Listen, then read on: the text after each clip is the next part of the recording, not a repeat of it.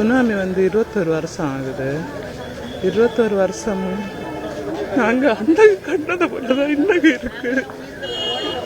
ஒரு வருஷம் ஆன மாதிரி இல்லை, 2 நாள் ஆன மாதிரி 21 வருஷம் ஆனது.